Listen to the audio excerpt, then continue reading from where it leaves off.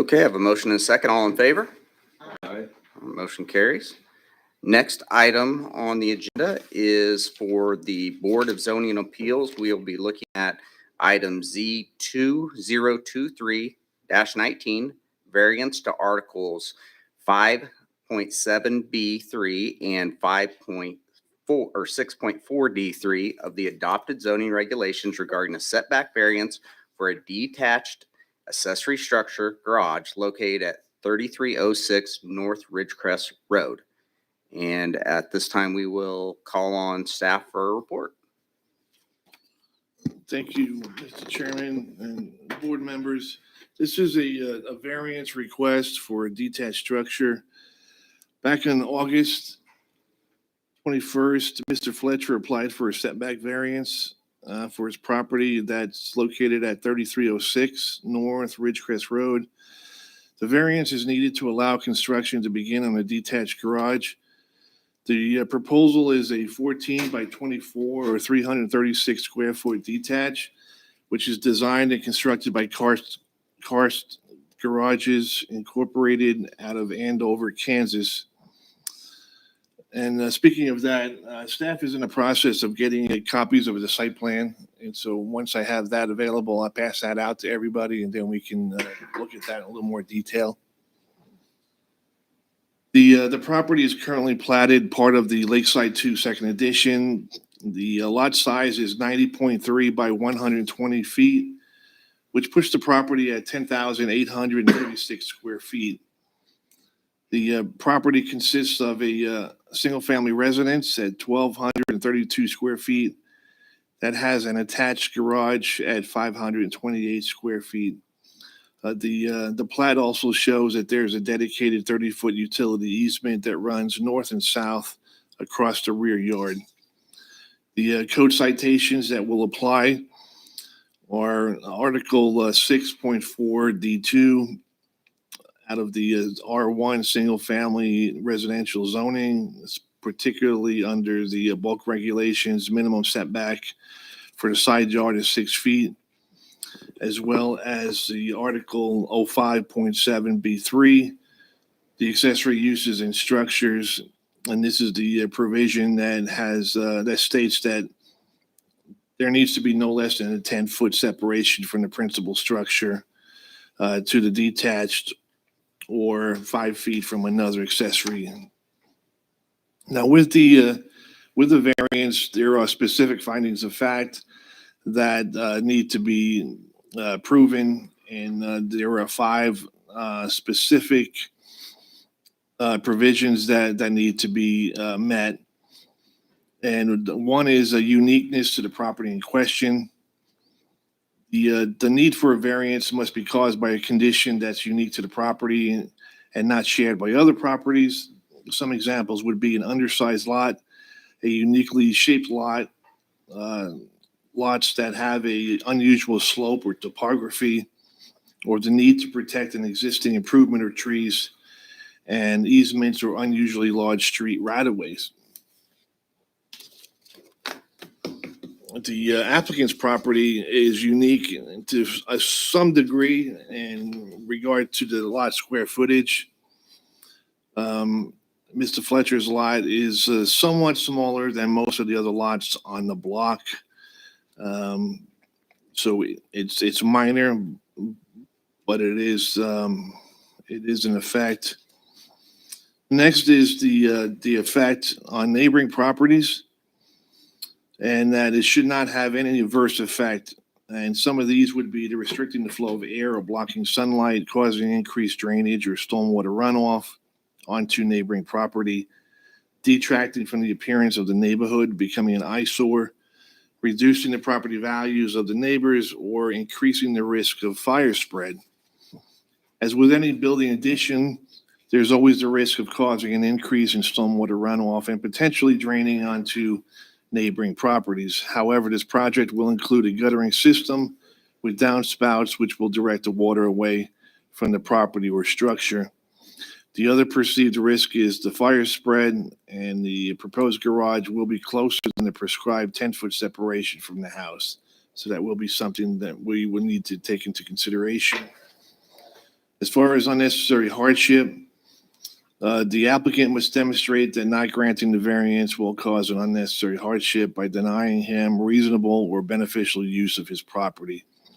And this must require more than showing a personal inconvenience or an increase in cost. The applicant believes that by observing the strict adherence to the code, he would be unable to construct his garage. The applicant currently has an attached 528 square foot garage that is being used.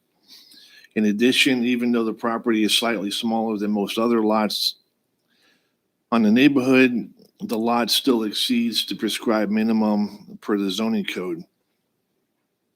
And even though the property is encumbered by that 30-foot utility easement, it has no bearing or interference with the proposed project. In terms of having any effect on the public health, safety, and welfare, and some examples of that would be the creation of an unsafe traffic condition of blocking visibility, encroaching on future right-of-way, or increasing the risk of fire spread and flooding, which we just spoke about. The fire spread and the flooding are probably the only two that would apply here. And in terms of conformity with the general spirit and intent of the zoning ordinance, the variance must conform to the general spirit and intent. A variance should not be granted which would undermine or defeat the purpose for which a regulation was adopted. The purpose and intent of this regulation is to prevent the possibility of stormwater runoff or fire spread.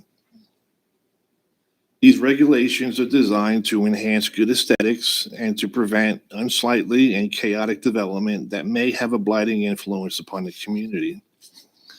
The board will need to determine if the proposed setback variances will be out of character with the surrounding areas, and if so, will it harm the public interest? What I have here is a site plan that the contractor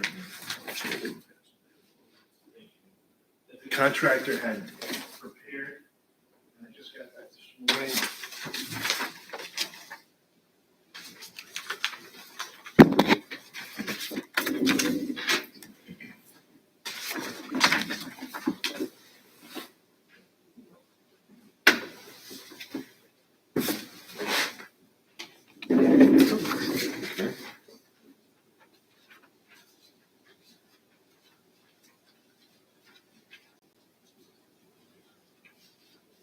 If you look on that, you'll see that there's going to be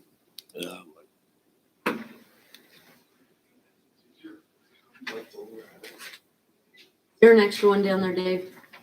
an extra copy. No, we don't. Do we need to share? No, we are. If you look on the site plan, you'll see that they're proposing a 5-foot separation between the house and the new detached, and 3 feet from that north wall of the detached to that north property line. So in essence, what they're asking for then is a 3-foot side yard setback. The requirement is 6. They're going to be at 3. And they're asking for a 5-foot setback between the house and the detached. The requirement is 10. They're going to be at 5.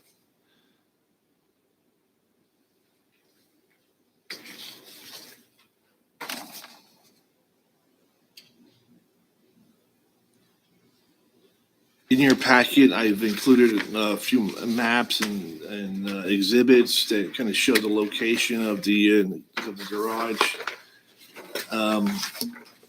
There's a zoning map that shows it as currently R1, and I took a couple of photographs of the property from the street side there.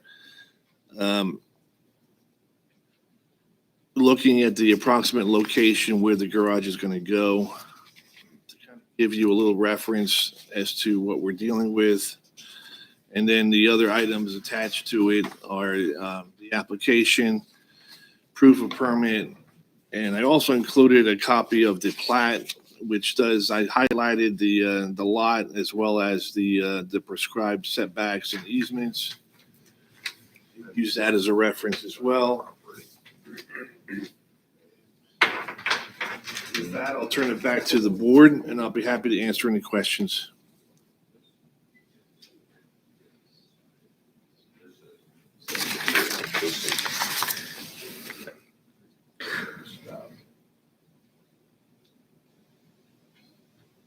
Rob, did Travis have any comments on this at all?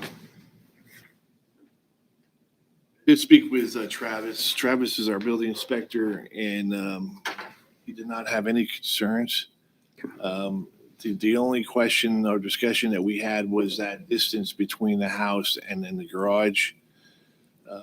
Certainly, a fire spread is probably the most concerning, but they're going to keep it at that 5-foot distance. There's no concern.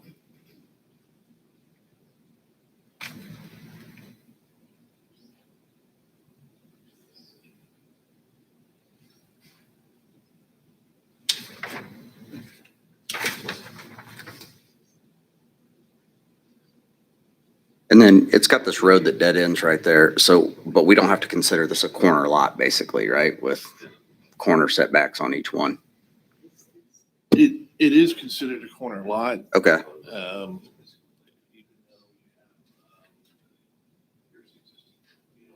Stubs out there. Okay. Also, keep in mind, when this was platted, the prescribed zoning code at the time has a 30-20 setback. So 30 on that principal side and 20 feet on that other street side. Okay. So that's why I printed off that map that shows you that 30 foot and then that approximately 2 feet.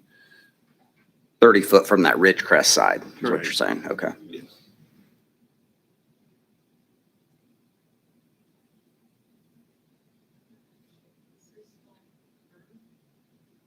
You bring this. Let me bring this over to you. It's a little easier. Fences.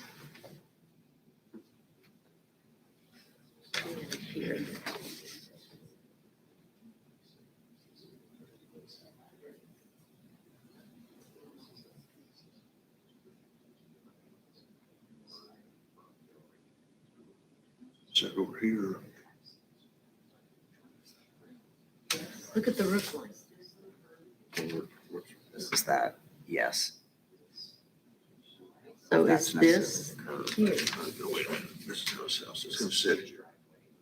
Yeah, see it right there. Right. On a Ridgecrest like most of them do.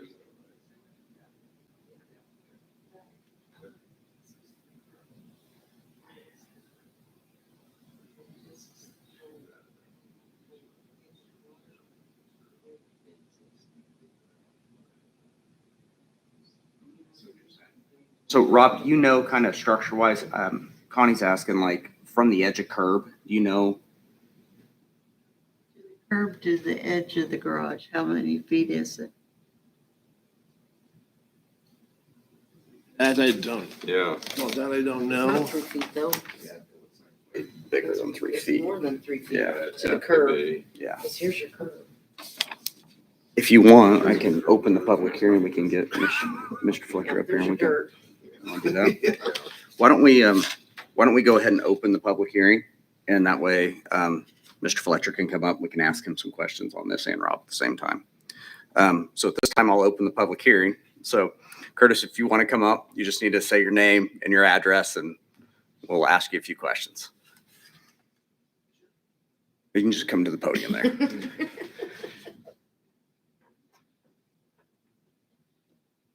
Ask away. Can you state your name and address for the many Curtis Fletcher, viewers? 3306 Ridgecrest, here in Augusta. So I think one of the first questions, Curtis, I know you've got a privacy fence on that north side. So are you moving the privacy fence out or is it going inside the privacy fence or what you're thinking there? No, the privacy fence will probably stay. Okay.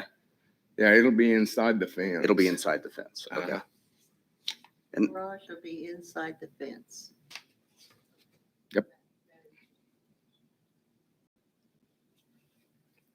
Are there any covenants there that require you to have that look like your structure, or is it gonna be a metal building? No, it's gonna look just like the house, basically.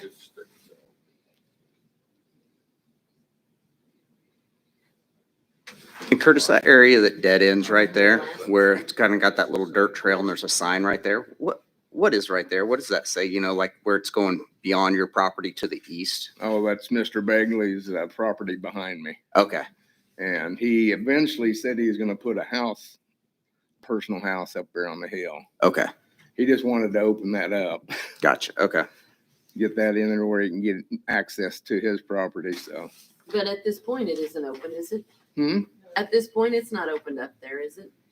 It's open, yeah. Oh, it is? It's open. He's just got it roped off right now. Eventually he'll put a gate up. I think that Begley property we approved a while back, remember, like they did some like 20-acre, 10-acre tracks out there. It was on the back side. Yeah. Mhm.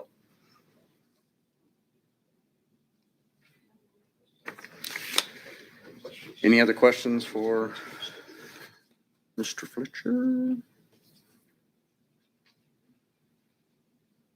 You did say you're gonna have some concrete poured in also, Curtis? Yeah, the top half of my driveway is pretty cracked up. I'm gonna have all that done and then where the building's gonna sit.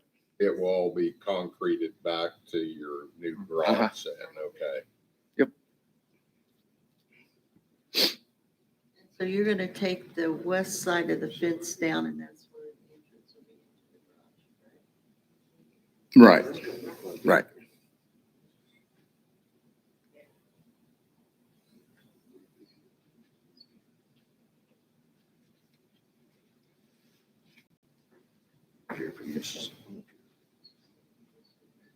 Any other questions for Mr. Fletcher? Okay, I think you're good there. All right. Have you had any comments at all, Rob, on this? No, I have not. The only question I have for the board, after looking at this letter, he does mention the 1 foot overhang. He says here with 1 foot overhang included, this makes the garage 2 feet now from the property line and 4 feet from the home. So now we're adding another foot to the variance. Other than that, I don't have really an issue. I think it's going to blend in with the property and his existing house. The concrete improvements, I think, will be good. I think having it right up against his fence line is going to look kind of odd. It's certainly going to be tight, but I did want to mention that looking at that letter, he does call out the overhang. So with any recommendation that the board makes, if you could add that to your recommendation to the increased variance. You're saying the overhang will go over the fence then?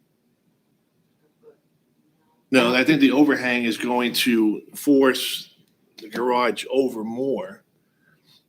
So it's going to encroach. So rather than measuring from the actual wall of the garage, because of the overhang, now you measure it from the edge of the overhang instead of the wall. So that's another foot now that you're So instead of 3 foot, we're at 2 foot right. and 2.5 feet. Is that 3 feet from the property Fence. line or 3 feet from the fence line?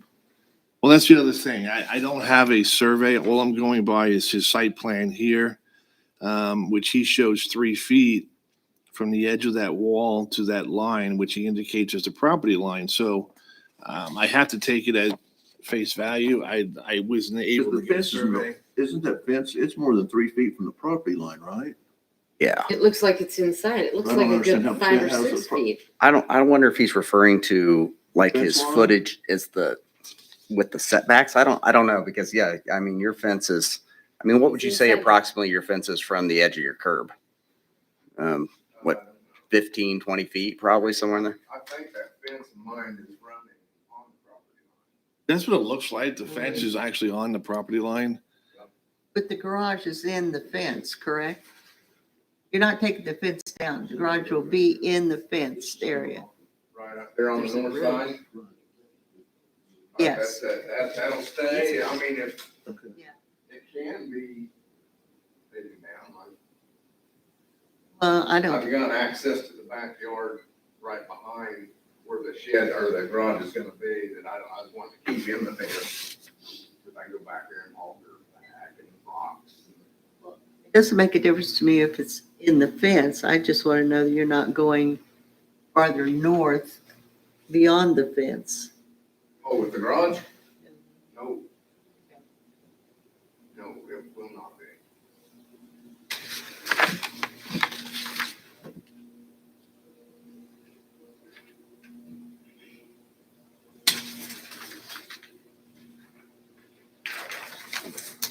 Did you close the public hearing? I haven't closed it yet. I was waiting to see if anybody else had any more questions. But if there's no additional questions this time, I will close the public hearing.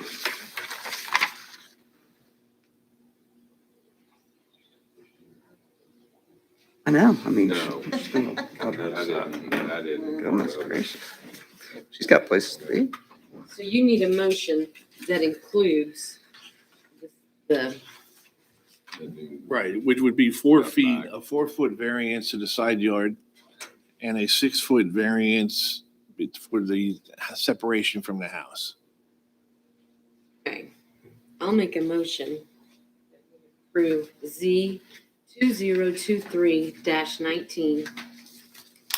Variance to articles, do I need to put all?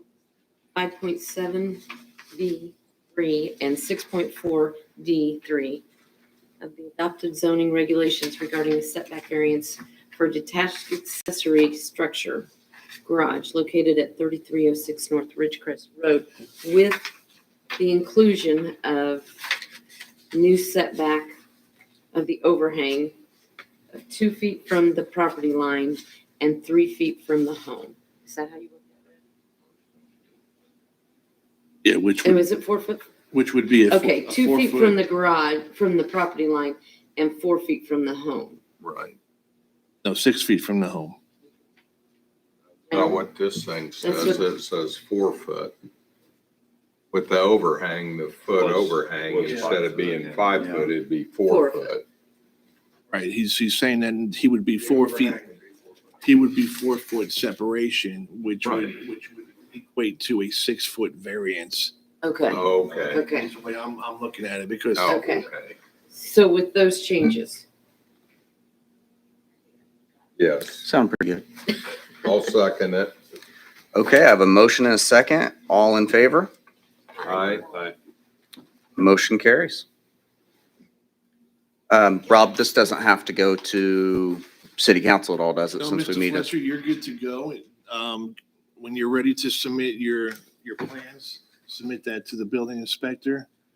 We'll need to apply for a permit. You'll work with the building inspector on getting that reviewed. Once you have like a week to get it all done.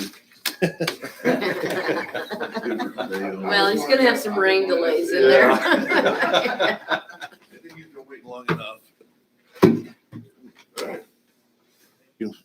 Yes, sir. That's it. You guys have fun. Thank you. Have a good day. Eat all the donuts. Okay. See y'all. Thank you. Thank you. All right, Rob, I see we got a meeting on October 9th is the next scheduled one. That's the next scheduled one. I'm pushing towards those suggested amendments that we discussed. For the subdivision regulation stuff, is that what you're talking about? Yeah. Okay. And so what I want to do is to bring a couple of those to the planning commission, not to make a recommendation, but more of a discussion. Okay. Just to kind of get some feel from the commission on what you guys are thinking, how we should approach it.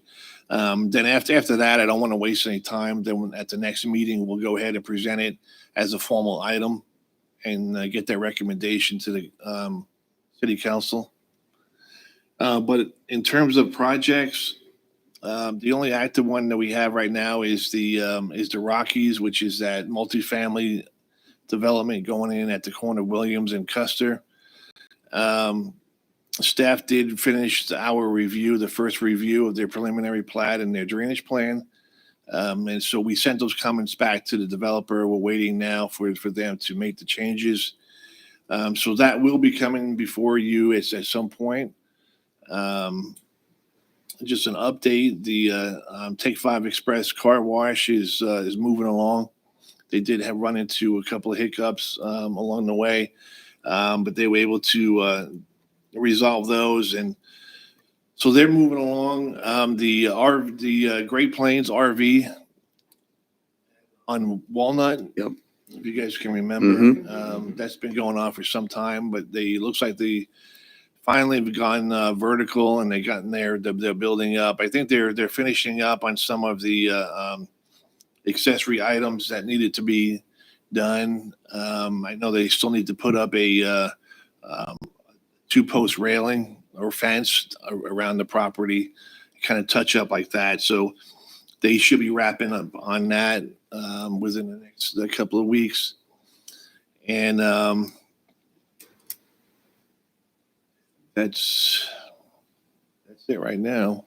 But what's gonna be on Custer, will that be apartments or duplexes or Be duplex, several duplexes, right? right? Yeah, I think there's 27 individual lots, which would be about 54 or so units, which would be a nice addition to the city. The other update is the Shadow Ridge project.